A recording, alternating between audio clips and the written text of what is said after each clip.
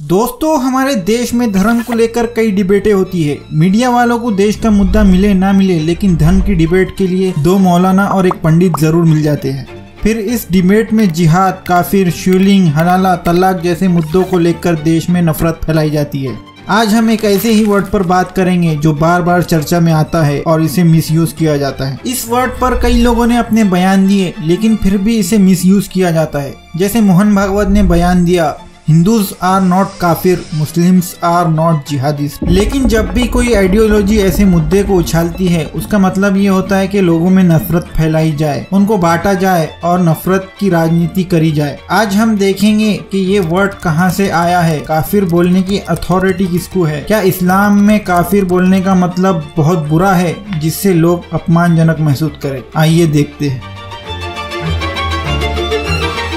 20वीं सदी में कुछ ऐसे मसाइल पैदा हुए जो कौम के दरमियान में वी एंड दे मतलब हम और वो का मानना रखता है, जो किसी भी कौम के लिए बहुत बड़ा प्रॉब्लम क्रिएट करने वाला सोच साबित होता है। दोस्तों, ये किसी भी एस्पेक्ट में कौम के दरमियान तफरीक सूट नहीं करती है, चाहे वो ब्लैक एंड व्हाइट का हो या वर्किंग क्लास एंड कैपिटलिस्ट का हो या मुस्लिम और काफिर जैसा नजरिया हो। काफिर का वर्ड पहले एक सादा और सिंपल वर्ड था जिसका मतलब है इनकार करने वाला, लेकिन अब ये डेरोगेटरी वर्ड बना दिया गया है। डेरोगेटरी वर्ड उसे कहते हैं जिसे लोग सुनना पसंद नहीं करते, जिसे सुनकर अपमान महसूस होता है, जैसे ब्लैक, मोमेडियन, इनफाइडल्स।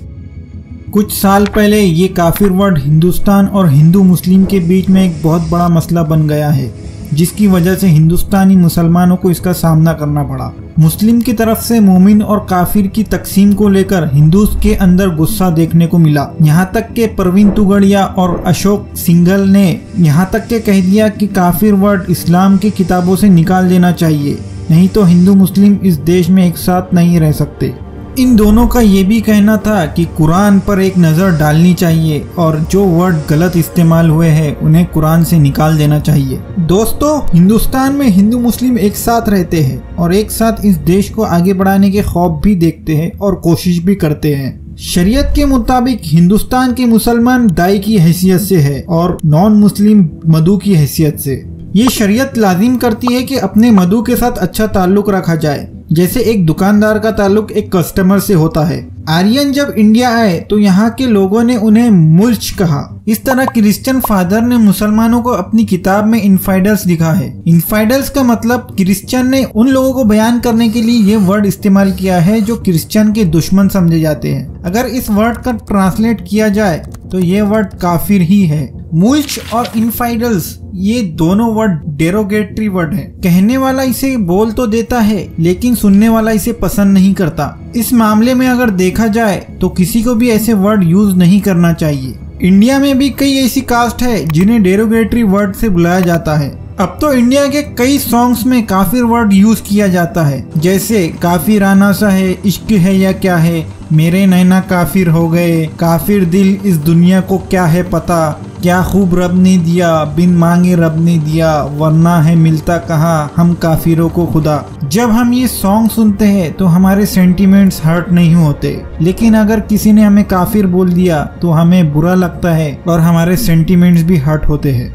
दोस्तों, अरबिक लैंग्वेज में काफिर का मतलब है इनकार करने वाला। यहाँ एक बात याद रखनी चाहिए, काफिर एक किरदार है, ना कि एक ग्रुप या किसी कौम का वर्ड है। जैसे कुरान की सूरह नंबर 30 जिसमें रोम का जिक्र है, इसमें ये नहीं कहा गया कि रोम कुफ्फार जो हार गए, बल्कि ये कहा गया कि रोम जो हार गए। इसी तरह कुरान चैप्टर 105 में अब्रहा का जिक्र आया है, जो यमन का नॉन मुस्लिम रूलर था। इसको भी कुरान ने काफिर रूलर नहीं कहा, बल्कि ये कुरान ने इसे असहाबे फील कहकर पुकारा है। बताने का मतलब ये है कि कुरान ने जब भी किसी कौम से कुछ कहा तो उन्हें उन कौम के नाम से एड्रेस किया गया, जैसे बनी इसराइल, नसारा, रोम, कुरैश। अब आप ये कहेंगे कि काफिर शब्द का भी तो इस्तेमाल कुरान में ही है, जैसे मक्का के मुनकरीन के लिए जो काफिर और कुफ्र के वर्ड इस्तेमाल किए गए हैं, जैसे कह दो कि ए काफिरो। मुनकरीन उन्हें कहते हैं जो कुरान और शरीयत को नहीं मानते,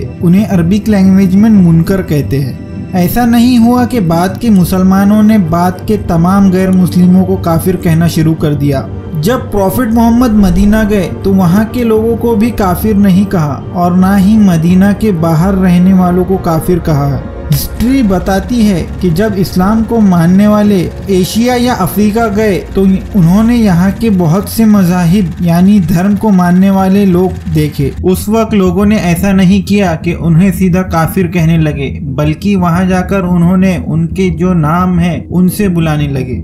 जैसे सीरिया के ईसाई को ईसाई कहा, फलस्तीन के यहूदी को यहूदी कहा, ईरान के मजूसियों को मजूसी कहा, अफगान के बौद्धों को बौद्ध कहा। इसी तरह जब वो हिंदुस्तान में आए तो यहाँ के रहने वालों को हिंदू या सिंधु कहा है। 1000 साल से ज्यादा यही रिवाज रहा है और अब भी कसरत से हिंदुस्तान और पाकिस्तान के अलावा दुनिया में यही रिवाज है। मुसलमान अमेरिका और यूरोप के इलाकों में रहते हैं, वहाँ भी उनका सामना नॉन मुस्लिम से होता है, मगर हर किसी को वो इनके नाम से पुकारते हैं, ना कि उन्हें काफिर या कुफ्फार कहते हैं। प्रॉफिट मोहम्मद की पैदाइश के पहले एक बहुत बड़ा किस्सा अरब में हुआ। यमन का एक क्रिश्चियन रूलर अब्राहा ने बड़ी फौज से अरब के मक्का पर हमला किया। उसका इरादा था कि वो काबे को गिरा देगा, मगर वो इसमें कामयाब नहीं हो सका। ये वाकया कुरान की 105 नंबर चैप्टर में आया है।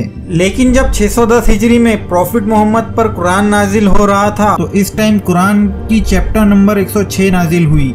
इस चैप्टर में अरब के एक कबीला जिसका नाम कुरैश था उसका जिक्र उसी के नाम से हुआ।